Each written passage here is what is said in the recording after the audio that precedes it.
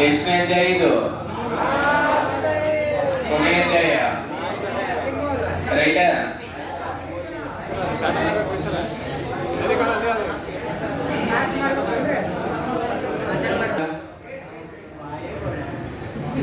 ವಾಯು ಎಂದರೆ ಗಾಳಿ, ಗೋಳವೆಂದರೆ ಭೂಮಿ.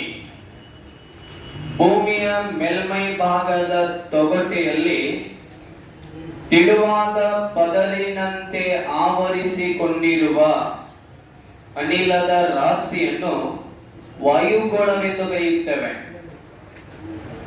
ಭೂಮಿಯ ಮೇಲ್ತೊಗಟೆಯಲ್ಲಿ ಹಸು ಕಂಬಳಿಯಂತೆ ವಾಯುಮಂಡಲ ಆವರಿಸಿಕೊಂಡಿದ್ದು, ಇದು ಅಗೋಚರ, ಬಣ್ಣವಿಲ್ಲ, ವಾಸನೆ ಇಲ್ಲ, ಆದರೆ ಅನುಭವಿಸಬಹುದು. ಏನು ಆಂಗ್ಲ ಭಾಷೆಯ ಅಟೋಮೋಸ್ಫಿಯರ್ ಎನ್ನುವ ಪದ ಲ್ಯಾಟಿನ್ ಭಾಷೆಯ ಅಟೋಮ್ಸ್ ಮತ್ತು ಸ್ಪಿಯರ್ ಎನ್ನುವ ಪದದಿಂದ ಉತ್ಪತ್ತಿಯಾಗಿದೆ. ಅಟೋಮ್ಸ್ ಅಂದರೆ ನೀರಾವಿ, ಸ್ಪಿಯರ್ ಎಂದರೆ ಮಂಡಲ. ಅಟೋಮೋಸ್ಫಿಯರ್ ಅಂದರೆ ನೀರಾವಿಯ ಮಂಡಲವೆಂದರ್ಥ. ಏನದಿ ಗಾಳಿ ಒಳಗ? ಧೂಳದ, ಧೂಳಿನ ಕಣವಿದೆ. ನೀರಾವಿ ಅದ, ನೀರಾವಿ ಅಂದ್ರು ಒಂದೇ, ಆರ್ದ್ರತೆ ಅಂದ್ರು ಒಂದೇ, ಮತ್ತು ಅನೇಕ ಅನಿಲಗಳ ಮಿಶ್ರಣವನ್ನು ಹೊಂದಿದೆ. ಈ ಗಾಳಿಯು ಭೂಮಿಯ ಮೇಲ್ಮೈ ಭಾಗದಿಂದ ಮೇಲೆ ಸುಮಾರು 1000 ಕಿಲೋಮೀಟರ್ ಎತ್ತರದವರೆಗೆ ಹಂಚಿಕೆಯಾಗಿದೆ. ಇನ್ನು ಕೆಲವು ವಿಜ್ಞಾನಿಗಳ ಪ್ರಕಾರ 1600 ಕಿಲೋಮೀಟರ್ ವರೆಗೆ ಹಂಚಿಕೆಯಾಗಿದೆ. ಆದರೆ ವೈಜ್ಞಾನಿಕವಾಗಿ ಅಧ್ಯಯನ ಮಾಡಿದ್ದು 1000 ಕಿಲೋಮೀಟರ್ ವರೆಗೆ ಮಾತ್ರ. ಈ ವಾಯುವಿನ ಪ್ರಮಾಣ ಭೂಮಿಯಿಂದ ಮೇಲಕ್ಕೆ ಹೋದಂತೆ ವಿರಳವಾಗುತ್ತಾ ಹೋಗುತ್ತೆ ಅಥವಾ ಕಡಿಮೆ ಆಗುತ್ತೆ. ಗಾಳಿಯು ಭೂಮಿಯ ಮೇಲ್ತೊಗಟ್ಟಿನಿಂದ 5.5 ಕಿಲೋಮೀಟರ್ ಎತ್ತರದಲ್ಲಿ 50% ಗಾಳಿ ಇದೆ.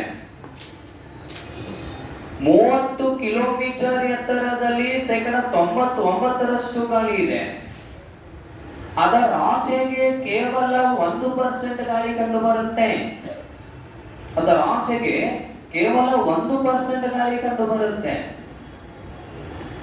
ವಾಯುವಿನ ಪ್ರಮಾಣವು ಕಡಿಮೆ ಆಗ್ತದ, ವಾಯುವಿನ ಒತ್ತಡವು ಕಡಿಮೆ ಆಗ್ತದ, ಅದು ಭೂಮಿಯಿಂದ ಮೇಲಕ್ಕೆ ಹೋದಂತೆ. ಹೀಗಾಗಿ ಏನದ ವಾಯು ಒಳಗ? ಜಲಜನಕದ ಅಲ್ಪ ಪ್ರಮಾಣ, ಹೀಲಿಯಮದ ಅತಿ ಹೆಚ್ಚು, ಸಾರಜನಕ, ಆಮ್ಲಜನಕ, ಆರ್ಗಾನ್, ಇಂಗಾಲದ ಡೈಆಕ್ಸೈಡ್ ಮತ್ತು ತೆಳುವಾದ ಓಜೋನ್ ಪದರಿದೆ. ಎದಕ್ಕೆ ಬೇಕಾದರೆ ಈ ವಾಯುಮಂಡಲ ನಮಗೆ ಎದಕ್ಕೆ ಅವಶ್ಯಕವಿದೆ ಅಂತ ನೋಡಿದಾಗ, ಸೂರ್ಯನ ಶಾಖವನ್ನು ಹಿಡಿದಿಟ್ಟುಕೊಂಡು ಜೀವಿಗಳನ್ನು ಬೆಚ್ಚಗಿಡುತ್ತೆ. ಪ್ರಾಣವಾಯುವನ್ನಿಲ್ಲ, ಉಸಿರಾಟ ಕ್ರಿಯೆಗೆ ಸಹಾಯಕವಾಗಿದೆ. ವಿದ್ಯುತ್ ಬಲ್ಬ್ ತಯಾರಿಕೆಗೆ ಬಳಸ್ತಾರೆ. ಮಣ್ಣಿನ ಫಲವತ್ತತೆಯನ್ನು ಹೆಚ್ಚು ಮಾಡುತ್ತೆ.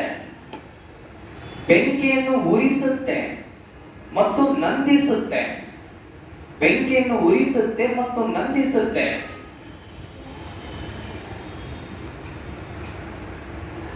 ಸಸ್ಯಗಳ ದ್ಯುತಿ ಸಂಶ್ಲೇಷಣೆ ಕ್ರಿಯೆಗೆ ಸಹಾಯಕವಾಗಿದೆ.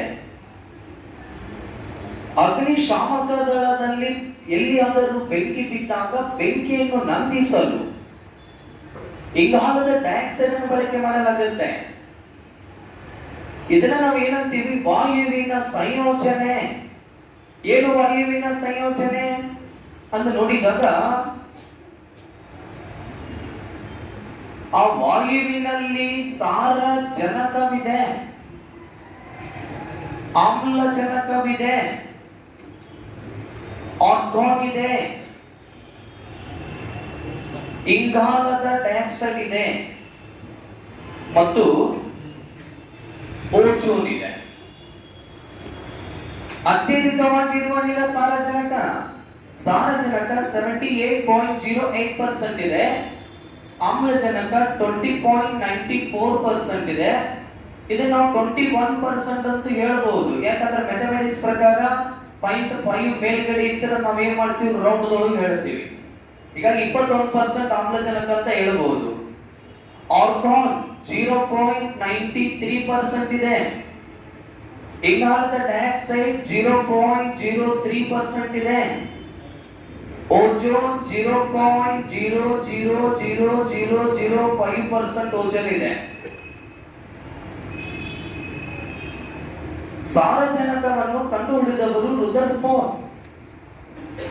ಆಮ್ಲಜನಕ ಕಂಡುಹಿಡಿದವರು ಜೋಸೆಫ್ ಪ್ರಿಸ್ಲೆ.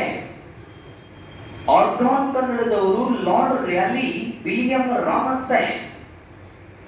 ಇಂಗಾಲದ ಡೈಆಕ್ಸೈಡ್ ಕಂಡುಹಿಡಿದವರು ಜೋಸೆಫ್ ಬ್ಲ್ಯಾಕ್. ಓಜೋನ್ ಕಂಡುಹಿಡಿದವರು ಚಾರ್ಲ್ಸ್ ಟ್ಯಾಪರೆ. ಅದರ ಮೇಲೆ ಹೆಚ್ಚು ಬೆಳಕು ಚೆಲ್ಲಿದವರು, ಓಜೋನ್ ಪದರಿನ ಮೇಲೆ ಹೆಚ್ಚು ಬೆಳಕು ಚೆಲ್ಲಿದವರು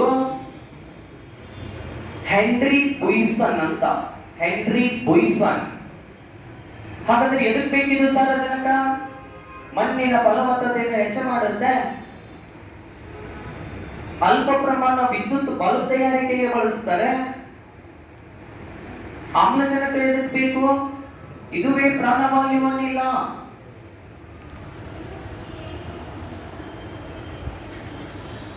ಉಸಿರಾಟ ಕ್ರಿಯೆಗೆ ಅವಶ್ಯಕವಾಗಿ ಬೇಕಾಗಿರುವಂತಹ ಅನಿಲಿದು. ಬೆಂಕಿಯನ್ನು ಉರಿಸುತ್ತೆ. ಒಂದು ಕ್ಯಾಂಡಲ್ ಹಚ್ಚಿಡಿ, ಬೆಂಕಿ ಉರಿಯುತ್ತೆ. ಆ ಕ್ಯಾಂಡಲ್ ಮೇಲ್ಮೈ ಭಾಗದಲ್ಲಿ ಒಂದು ಗ್ಲಾಸ್ ಮುಚ್ಚಿಬಿಡಿ, ಬೆಂಕಿ ನಂದಿ ಹೋಗುತ್ತೆ. ಯಾಕಂದ್ರೆ ಇಲ್ಲಿ ಆಮ್ಲಜನಕದ ಕೊರತೆ ಆಗ್ತದೆ. ಮೂರನೇದು ಆರ್ಗಾನ್. ಈ ವಿದ್ಯುತ್ ಬಲ್ಬ್ ತಯಾರಿಕೆಗೆ ಟಂಗ್ಸ್ಟನ್ ತಂತಿಯಲ್ಲಿ ಏನು ಮಾಡ್ತಾರೆ, ಈ ಆರ್ಗಾನ್ ಅನಿಲವನ್ನು ಬಳಕೆ ಮಾಡ್ತಾರೆ. ಬಹಳ ಸರಿ ಪ್ರಶ್ನೆ ಕೇಳಿದ್ದುಂಟು. ನಾಲ್ಕನೇದು ಇಂಗಾಲದ ಡೈಆಕ್ಸೈಡ್ 0.03% ಇದ್ದು ಸಸ್ಯಗಳ ದ್ಯುತಿ ಸಂಶ್ಲೇಷಣೆ ಕ್ರಿಯೆಗೆ ಬೇಕು. ಅಗ್ನಿಶಾಮಕ ದಳದಲ್ಲಿ ಬೆಂಕಿಯನ್ನು ನಂದಿಸಲು ಸಹಾಯಕವಾಗಿದೆ. ನೋಡಿದರೆ ನೀವು ತಂಪು ಪಾನೀಯಗಳ ತಯಾರಿಕೆಗೆ ಬಳಸ್ತಾರೆ. ಈ ನೀವು ಪೆಪ್ಸಿ, ಕೋಕಾ-ಕೋಲಾ, ಸೋಡಾ ಕುಡಿತೀರಿ. ಆ ಸೋಡಾದ ಅಂಗಡಿ ಒಳಗ ಒಂದು ಬಾಟ್ಲಿ ಒಳಗ ನೀರು ಹಾಕಿ ಒಂದು ಗ್ಯಾಸ್ ಹಾಕಿ ಏನಪ್ಪಾ ಅಂತಂದ್ರೆ ಅಲ್ಲಿ ಹೊಗೆ ಬಿಡ್ತಾನೆ, ಹವಾ ಬಿಡ್ತಾನೆ. ಆ ಹವಾನೇ ಇಂಗಾಲದ ಡೈಆಕ್ಸೈಡ್. ಶಾಲಾ ಕಾಲೇಜುಗಳಲ್ಲಿ, ಪೋಸ್ಟ್ ಆಫೀಸ್ಗಳಲ್ಲಿ, ಪೆಟ್ರೋಲ್ ಪಂಪ್ಗಳಲ್ಲಿ, ಬಸ್ಗಳಲ್ಲಿ ಮಿನಿ ಸಣ್ಣ ಸಿಲಿಂಡರ್ ರೆಡ್ ಸಿಲಿಂಡರ್ ಹೊರಗಿಟ್ಟಿದ್ದಾರೆ. ಆ ರೆಡ್ ಸಿಲಿಂಡರ್ ಇಂಗಾಲದ ಡೈಆಕ್ಸೈಡ್. ಬೆಂಕಿಯನ್ನು ಬಹು ಬೇಗನೆ ನಂದಿಸಬಹುದು. ಇದು ಬೆಂಕಿ ಉರಿಸುತ್ತೆ, ಇದು ಬೆಂಕಿ ನಂದಿಸುತ್ತೆ. ಎರಡು ವಾಯುಮಂಡಲದಲ್ಲಿವೆ.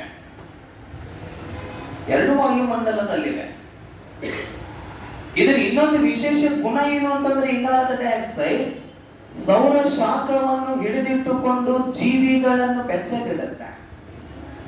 ಸೂರ್ಯನ ಉಷ್ಣತೆಯನ್ನು ಹಿಡಿದಿಟ್ಟುಕೊಳ್ಳತಕ್ಕಂಥ ಗುಣವಿದೆ ಇದಕ್ಕೆ. ಐದನೇದು ಓಜೋನ್. O3 ಭೂಮಿಯಿಂದ ಮೇಲ್ಮೈ ಭಾಗದಲ್ಲಿ 22 ಕಿಲೋಮೀಟರ್ ಎತ್ತರದಲ್ಲಿ 3 ಮಿಲಿಮೀಟರ್ ದಪ್ಪವಾದ ಓಜೋನ್ ಲೇಯರ್ ಇದೆ. ಇದು ನಮ್ಮ ದೇಹದ ಚರ್ಮ ಹೆಂಗ, ಚರ್ಮ ಅಲ್ಲ ಪದರು, ಅದು ಗಾಳಿಯ ಪದರು, ವಾಯುಮಂಡಲದ ಪದರು. ಸೂರ್ಯನಿಂದ ಹೊರಸೂಸಲ್ಪಟ್ಟ ಅತಿ ನೇರಳಾತೀತ ಕಿರಣಗಳಿಂದ ಯುವಿ ಆರ್ ಅಲ್ಟ್ರಾವೈಲೆಟ್, ಈ ಕಿರಣಗಳಿಂದ ಭೂಮಿಯ ಮೇಲೆ ವಾಸಿಸುವ ಜೀವಿಗಳಿಗೆ ಇದು ರಕ್ಷಣೆ ನೀಡಿದೆ. ಹೀಗಾಗಿ ಇದನ್ನು ಭೂಮಿಯ ರಕ್ಷಾ ಕವಚವೆಂದು ಕರೆಯುತ್ತೇವೆ. ಭೂಮಿಯ ರಕ್ಷಾ ಕವಚ, ಭೂಮಿಯ ಕೊಡೆ, ಭೂಮಿಯ ಛತ್ರಿ. ಓಜೋನ್ ಸಾಂದ್ರತೆಯನ್ನು ಅಳತೆ ಮಾಡುವ ಸಾಧನ ಡೋಬ್ಸನ್ ಮಾನ. ಹಾಗಾದರೆ ಭೂಮಿಯ ಮೇಲ್ತೊಗಟೆಯಲ್ಲಿ ಗಾಳಿಯು ಏನು ಹಂಚಿಕೆ ಆಗಿದೆಯೋ ಅದರ ಆಧಾರದ ಮೇಲೆ 5 ಮಂಡಲಗಳನ್ನಾಗಿ ವಿಭಾಗಿಸುತ್ತೇವೆ. ಟ್ರಾಪೋಸ್ಫಿಯರ್, ಸ್ಟ್ರಾಟೋಸ್ಫಿಯರ್, ಮ್ಯಾಸೋಸ್ಫಿಯರ್, ಅಯಾನೋಸ್ಫಿಯರ್, ಆಕ್ಸೋಸ್ಫಿಯರ್. ಪರಿವರ್ತನ ಮಂಡಲ, ಸಮೋಷ್ಣ ಮಂಡಲ, ಮಧ್ಯಂತರ ಮಂಡಲ, ಅಯಾನ ಮಂಡಲ, ಬಾಹ್ಯ ಮಂಡಲ. 5 ಓಜೋನ್ ಪದರುಗಳಿವೆ.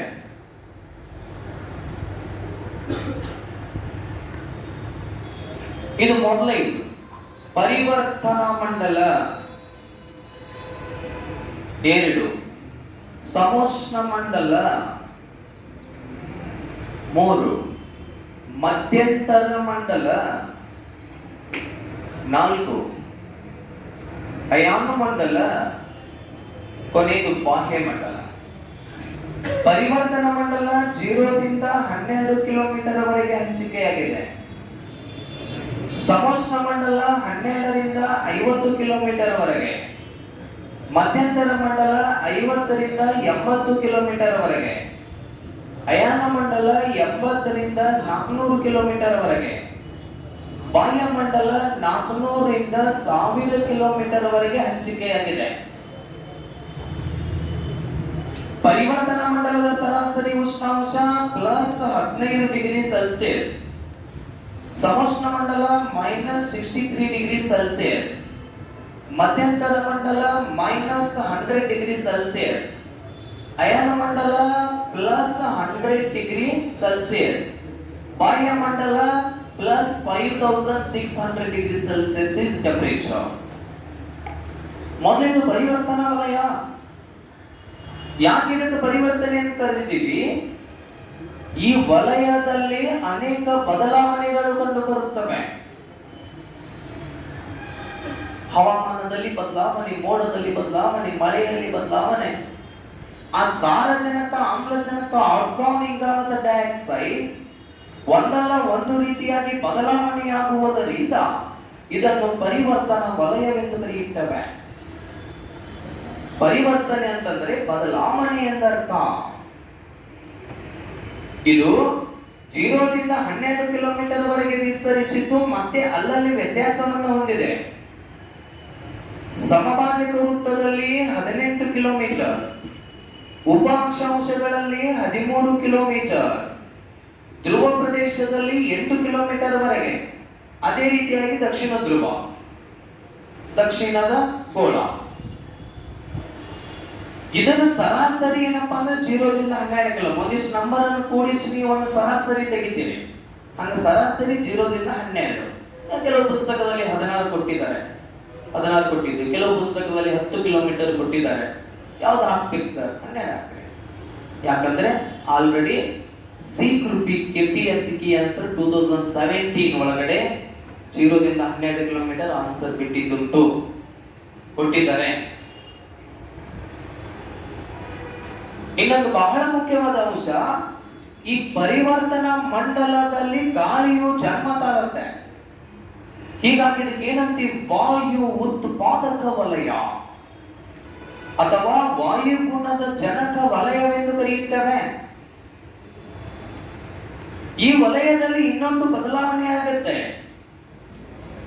ಭೂಮಿಯಿಂದ ಪ್ರತಿ 1000 ಮೀಟರ್ 1 ಕಿಲೋಮೀಟರ್, ಪ್ರತಿ 1000 ಮೀಟರ್ 1 ಕಿಲೋಮೀಟರ್ ಭೂಮಿಯಿಂದ ಮೇಲಕ್ಕೆ ಹೋದಂತೆ 6.5 ಡಿಗ್ರಿ ಸೆಲ್ಸಿಯಸ್ ಉಷ್ಣತೆ ಕಡಿಮೆ ಆಗ್ತದೆ.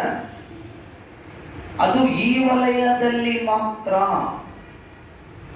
ಪ್ರತಿ 1 ಕಿಲೋಮೀಟರ್ಗೆ 6.5 ಡಿಗ್ರಿ ಸೆಲ್ಸಿಯಸ್ ಉಷ್ಣತೆ ಕಡಿಮೆ ಆಗುತ್ತೆ.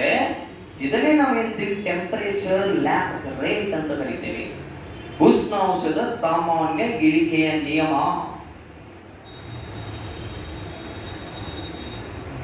ಇನ್ನೊಂದು ಬದಲಾವಣೆ, ಮೋಡ, ಮಳೆ, ಗುಡುಗು, ಸಿಡಿಲು, ಮಿಂಚು, ಮಾರುತಗಳು, ಮಾರುತದ ಉಗಮ, ಕಾಮನ ಬಿಲ್ಲು, ಇವೆಲ್ಲವೂ ಕಂಡು ಬರುವುದು ಇದೇ ವಲಯ. ಅಷ್ಟೇ ಅಲ್ಲ, ಪರಿವರ್ತನಾ ಮಂಡಲ ಮತ್ತು ಸಮೋಷ್ಣ ಮಂಡಲದ ಗಡಿಗೆ ನಂತರ ಪರಿವರ್ತನಾ ವಿರಾಮ ಮಂಡಲ,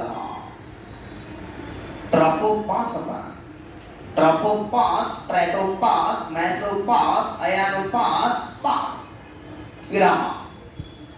ಪರಿವರ್ತನಾ ವಿರಾಮ ಮಂಡಲ, ಸಮೋಷ್ಣ ವಿರಾಮ ಮಂಡಲ, ಮಧ್ಯಂತರ ವಿರಾಮ ಮಂಡಲ, ಅಯಾನ ವಿರಾಮ ಮಂಡಲ, ವಿರಾಮ ಮಂಡಲ. ಈ ಸಮೋಷ್ಣ ಮಂಡಲ ಮತ್ತು ಪರಿವರ್ತನಾ ಮಂಡಲ ಎರಡು ಒಂದೇ ಗುಣಲಕ್ಷಣಗಳನ್ನು ಹೊಂದಿವೆ. ಹೀಗಾಗಿ ಇವುಗಳಿಗೆ ಏನಂತಾನಂದ್ರ ಸಮರೂಪ ವಲಯವೆಂದು ಕರೆಯುತ್ತಾನೆ. ಮಧ್ಯಂತರ ಯಾನ ಮತ್ತು ವಾಯುಮಂಡಲ ಇವು ಮೂರು ಒಂದೇ ಗುಣಲಕ್ಷಣ ಹೊಂದಿವೆ. ಹೀಗಾಗಿ ಇವುಗಳಿಗೆ ಅಸಮರೂಪ ವಲಯವೆಂದು ಕರೆಯುತ್ತಾನೆ. ಮೊದಲೇದು ಎರಡು ಸಮರೂಪ ವಲಯ, ನಂತರ ಮೂರು ಅಸಮರೂಪ ವಲಯ. ಹೀಗಾಗಿ ಇದು ವಾಯುಮಂಡಲದ ಮೊದಲನೇ ಪದರು ಪರಿವರ್ತನೆ. ಎರಡನೇದು ಸಮೋಷ್ಣ ಮಂಡಲ. ಹೆಸರೇ ಅರ್ಥದ ಸಮೋಷ್ಣ, ಸಮ ಉಷ್ಣ -63. ಉಷ್ಣತೆ ಮತ್ತು ಗಾಳಿ ಅಧಿಕವಾಗಿಯೂ ಇಲ್ಲ, ಕಡಿಮೆಯೂ ಇಲ್ಲ, ಸಮಾಂತರವಾಗಿದೆ. ಹೀಗಾಗಿ ಇದು ಸಮೋಷ್ಣ ಮಂಡಲ. 12ರಿಂದ 50 ಕಿಲೋಮೀಟರ್ ವರೆಗೆ ಇದು ಹಂಚಿಕೆಯಾಗಿದೆ, ವಿಸ್ತರಿಸಿದೆ.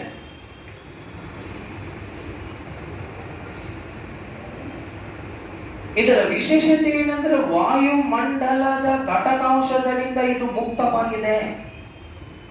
ಇಲ್ಲಿ ಮೋಡ, ಮಳೆ, ಗುಡುಗು, ಸಿಡಿಲು, ಮಿಂಚು ಯಾವುವು ಕಂಡು ಬರುವುದಿಲ್ಲ. ವಾಯುಮಂಡಲದ ಘಟಕಾಂಶಗಳಿಂದ ಮುಕ್ತವಾಗಿರುವುದರಿಂದಲೇ ಜೆಟ್ ವಿಮಾನಗಳು ಈ ವಲಯದಲ್ಲಿ ಹಾರಾಟ ಮಾಡುತ್ತವೆ. ಜೆಟ್ ವಿಮಾನಗಳು ಹಾರಾಟಗೊಳ್ಳುವ ವಲಯದ ಸಮೋಷ್ಣ ಮಂಡಲ. ಇದೇ ವಲಯದಲ್ಲಿ ಓಜೋನ್ ಪದರಿದೆ. ಕ್ವಶನ್ ಬಂದಿದೆ, ಯಾವ ವಲಯದಲ್ಲಿ ಓಜೋನ್ ಪದರ ಕಂಡು ಬರುತ್ತೆ ಅಂತ ಪ್ರಶ್ನೆ ಬಂದಿದೆ. ಸಮೋಷ್ಣ ಮಂಡಲ.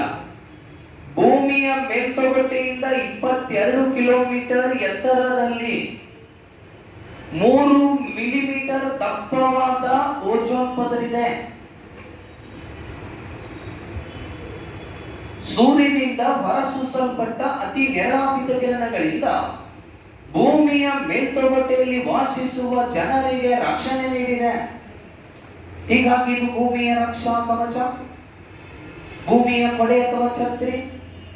ಆದರೆ ಇತ್ತೀಚೆಗೆ ಇದು ನಾವು ಮನೆಯಲ್ಲಿ ಬಳಕೆ ಮಾಡುವ fridge, air cooler, AC, washing machine ಇವುಗಳ ಬಳಕೆಯಿಂದ CFC ಬಿಡುಗಡೆ ಆಗ್ತಿದೆ, ಕ್ಲೋರೋಫ್ಲೋರೋಕಾರ್ಬನ್.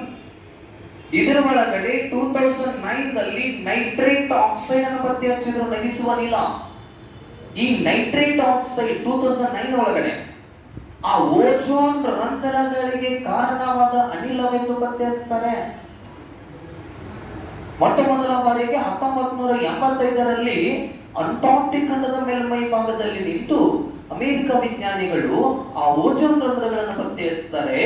ಉತ್ತರ ಅಮೆರಿಕ ಖಂಡವನ್ನೇ ನುಂಗಬಲ್ಲಷ್ಟು ದೊಡ್ಡ ದೊಡ್ಡ ರಂಧ್ರಗಳು ಬಿದ್ದಿವೆ. ಇದು ಹೀಗೆ ಮುಂದುವರೆದಿದೆ ಆದರೆ ಚರ್ಮ ರೋಗ ಬರುತ್ತೆ, ಚರ್ಮ ಕ್ಯಾನ್ಸರ್ ಆಗುತ್ತೆ, ನೇತ್ರ ಹಾನಿ ಆಗ್ತದೆ, ಕುರುಡುತನ, ಕಿವುಡುತನ, ತಲೆ ಕೂದಲು ಉದುರುತ್ತೆ, ತಲೆ ಒಟ್ಟಾಗುತ್ತೆ, ತಲೆ ಬೋಳಾಗುತ್ತೆ. ನಮ್ಮದಾದ್ರಾಗಲ್ಲ, ಇವ್ರದಾದ್ರೆ ಜಸ್ಟ್ ಇಮ್ಯಾಜಿನ್.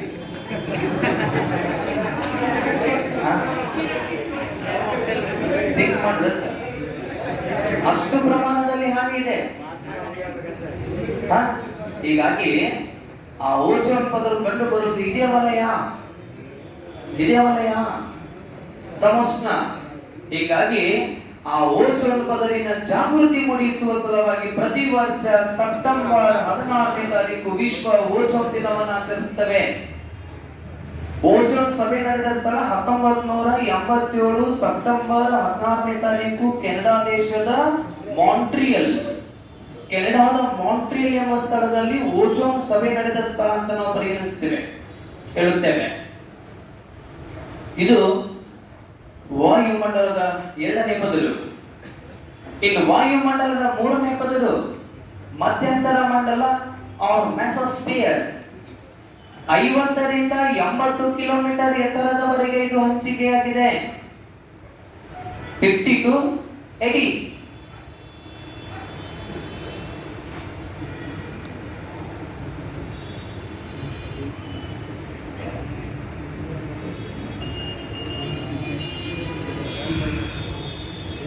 ಇದು ತಂಪಾದ ವಲಯ.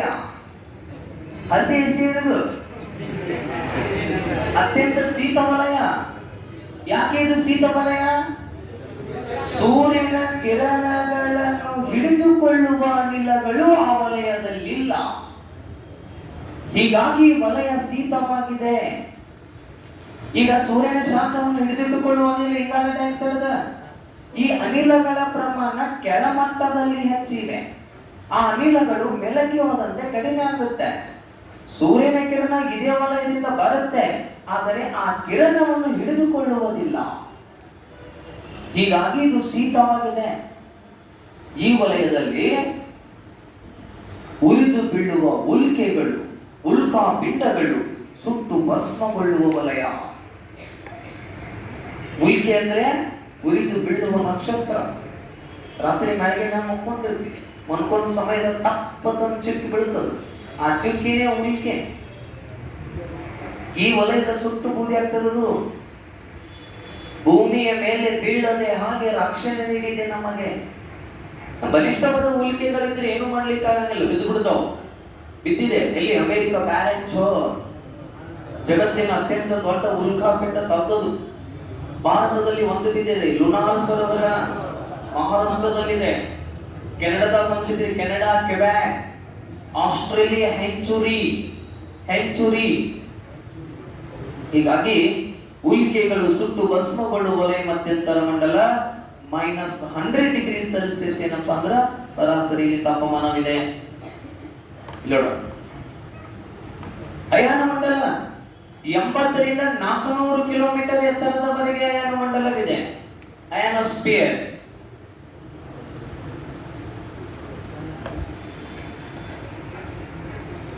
ಹೈ ಟೆಂಪರೇಚರ್ದಲ್ಲಿ ಇದು ಉಷ್ಣಮಂಡಲ. ಥರ್ಮೋಸ್ಫಿಯರ್. ಓಲಿವರ್ ಹ್ಯಾವಿಸೈಡ್ ರವರು ಈ ಉಷ್ಣಮಂಡಲವನ್ನು ಪತ್ತೆಹಚ್ತಾರೆ, ಕಂಡುಹಿಡಿದರು. +100 ಡಿಗ್ರಿ ಸೆಲ್ಸಿಯಸ್ ಉಷ್ಣಾಂಶದಲ್ಲಿ ಅಯಾನು ಕಣಗಳು ಧನಾತ್ಮಕ, ಋಣಾತ್ಮಕವಾದ, ನೆಗೆಟಿವ್ ಅಂಡ್ ಪಾಸಿಟಿವ್, ಚಿಕ್ಕ ಚಿಕ್ಕ ಚಿಕ್ಕ ಚಿಕ್ಕ ಪದಾರ್ಥ ಕಣಗಳಾಗುತ್ತವೆ. ಹೀಗಾಗಿ ಇದನ್ನು ಅಯಾನು ಮಂಡಲವೆಂದು ಕರೆಯಲಾಗುತ್ತೆ. ಈ ವಲಯದಲ್ಲಿ ರೇಡಿಯೋ ಇಂಜಿನಿಯರಿಂಗ್ ವಲಯ. ಇದು ಏನಂತೀವಿ ಅಂದ್ರೆ ರೇಡಿಯೋ ಇಂಜಿನಿಯರಿಂಗ್ ವಲಯ ಅಂತೀವಿ. ಯಾಕಂದ್ರೆ ಭೂಮಿಯಿಂದ ಪ್ರಸಾರಗೊಂಡಿರುವ ರೇಡಿಯೋ ತರಂಗಗಳನ್ನು ಪುನಃ ಭೂಮಿಗೆ ಕೊಟ್ಟು ಕಳಿಸುತ್ತೆ, ಪ್ರಸಾರ ಮಾಡುತ್ತೆ. ಹೀಗಾಗಿ ಇದು ರೇಡಿಯೋ ಇಂಜಿನಿಯರಿಂಗ್ ವಲಯ. ಬಾಹ್ಯಾಕಾಶ ಅಧ್ಯಯನ ವಲಯ. ಅಂತಾರಾಷ್ಟ್ರೀಯ ಬಾಹ್ಯಾಕಾಶ ನಿಲ್ದಾಣವನ್ನು ಈ ವಲಯದಲ್ಲಿ ಸ್ಥಾಪಿಸಲಾಗಿದೆ. ಈ ಸುಂದರವಲ್ಲಿ ಬಾಹ್ಯಾಕಾಶ ಹೋದ್ಲು, ಬಾಹ್ಯಾಕಾಶ ನಡಿಗೆ ಮಾಡಿದ್ಲು, ಮತ್ತೆ ಭೂಮಿಗೆ ಯಶಸ್ವಿಯಾಗಿ ವಾಪಸ್ ಬಂದ್ಲು. ಅದು ಇಲ್ಲೇ ಅಲ್ಲೇ ನಿಮ್ ಭೂಮಿ ಇದಲ್ಲ, ಆರ್ಟಿಫಿಷಿಯಲ್ ಸೆಟಲೈಟ್ ಇದೆ. ಆ ಕೃತಕ ಉಪಗ್ರಹದ ಸಹಾಯದ ಮೂಲಕ ಆಗಸವನ್ನು ಅಧ್ಯಯನ ಮಾಡಿ ಪುನಃ ಭೂಮಿಗೆ ಬರ್ತಾರೆ. ಹೀಗಾಗಿ ಬಾಹ್ಯಾಕಾಶ ಅಧ್ಯಯನ ವಲಯವೆಂದು ಕರೆಯುತ್ತೇವೆ. ಇನ್ನೊಂದು ಪ್ರಮುಖವಾಗಿರುವ ಅಂಶ, ಅಯಾನ ಮಂಡಲದಲ್ಲಿ ಧ್ರುವ ಜ್ಯೋತಿಗಳು ಕಂಡು ಬರುತ್ತವೆ. ಧ್ರುವ ಜ್ಯೋತಿ, ಅರೋರಾ. ಉತ್ತರ ಧ್ರುವ ಮತ್ತು ದಕ್ಷಿಣ ಧ್ರುವ, ಬೋರಿಯಾಲಿಸ್ ಅಂಡ್ ಆಸ್ಟ್ರಾಲಿಸ್ ಅಂತ ಕರಿತೀವಿ. ಉತ್ತರ ಧ್ರುವ, ದಕ್ಷಿಣ ಧ್ರುವದಲ್ಲಿ ಬೆಳಗಿನ ಜಾವ ಬಿದ್ದಿರುವ ಸೂರ್ಯನ ಬಣ್ಣ ಬಣ್ಣದ ಬೆಳಕು. ಆ ಬಣ್ಣ ಬಣ್ಣದ ಬೆಳಕನ್ನೇ ನಾವು ಧ್ರುವ ಜ್ಯೋತಿ ಅಥವಾ ಅರೋರಾ ಎಂದು ಕರೆಯುತ್ತೇವೆ. ಅದು ಕಂಡು ಬರುವುದು ಇದೇ ವಲಯ. ವಾಯುಮಂಡಲದ ಕೊನೆಯ ಪದರು ಬಾಹ್ಯಮಂಡಲ. 400 ರಿಂದ 1000 ಕಿಲೋಮೀಟರ್ ಎತ್ತರದವರೆಗೆ ಹಂಚಿಕೆಯಾಗಿದೆ. ಇಲ್ಲಿ ವಾಯು ವಿರಳ. ತೆಳುವಾದ ಜಲಜನಕ ಮತ್ತು ಹೀಲಿಯಂ ಕಣಗಳಿರುವುದರಿಂದ ಇಲ್ಲಿ ತಾಪಮಾನ ಅಧಿಕವಾಗಿರಲು ಕಾರಣವಾಗಿದೆ. ತೆಳುವಾದ ಜಲಜನಕ ಮತ್ತು ಹೀಲಿಯಂ ಕಣಗಳು ಕಂಡು ಬರುತ್ತವೆ. 400 ರಿಂದ 750 ಕಿಲೋಮೀಟರ್ ವರೆಗೆ ಒಳಬಾಹ್ಯ ವಲಯವೆಂದು, 750 ರಿಂದ 1000 ಕಿಲೋಮೀಟರ್ ವರೆಗೆ ಹೊರಬಾಹ್ಯ ವಲಯವೆಂದು ಕರೆಯುತ್ತೇವೆ. ಈ ಹೊರಬಾಹ್ಯ ವಲಯವನ್ನು 1958ರಲ್ಲಿ ಅಮೆರಿಕದ ವಿಜ್ಞಾನಿಯಾದ ಜೇಮ್ಸ್ ವಾನ್ ಅಲೆನ್ ವಾನ್ ಅಲೆಯವರು ಇದಕ್ಕೆ ಏನಂತ ಕರೆದ್ರು? ಕಾಂತತ್ವ ವಲಯ. ಕಾಂತತ್ವ ವಲಯವೆಂದು ಕರೆದಿದ್ದಾರೆ. ಈ ರೀತಿಯಾಗಿ ಭೂಮಿಯ ಮೇಲ್ತೊಗಟೆಯಲ್ಲಿ ವಾಯುಮಂಡಲ ತೆಳುವಾದ ಪದರಿನಂತೆ ಆವರಿಸಿಕೊಂಡಿದೆ. ರೈಟ್.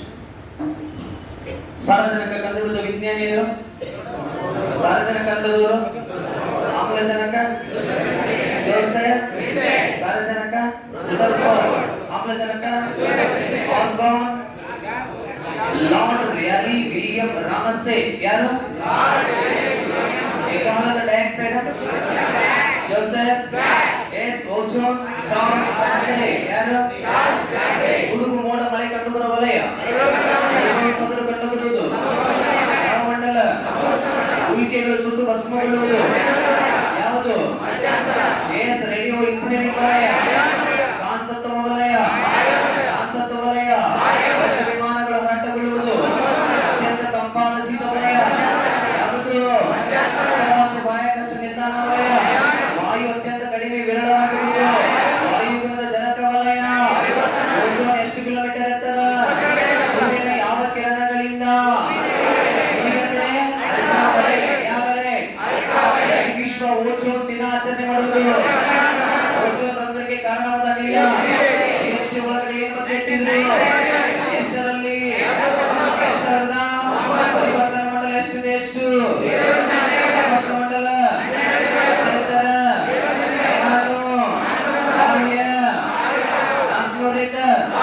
ಅಂಟಿನ ಫಲವತ್ತತೆ ಹೆಚ್ಚು ಮಾಡುವುದು. ಪ್ರಾಣವಾಯು ಅನಿಲ ಬೆಂಕಿ ಉರಿಸುವುದು, ನಂದಿಸುವುದು, ನಂದಿಸುವುದು, ಸಾಂದ್ರತೆ ಅಳತೆ ಮಾಡುವುದು.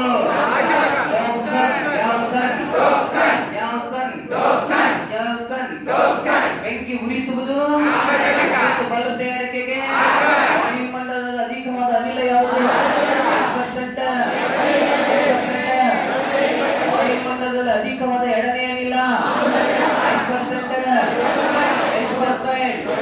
ಸೂರ್ಯನ ಶಾಖವನ್ನು ಹಿಡಿದಿಟ್ಟುಕೊಂಡು ವಾಯು ಬೆಚ್ಚ ಮಾಡುವುದು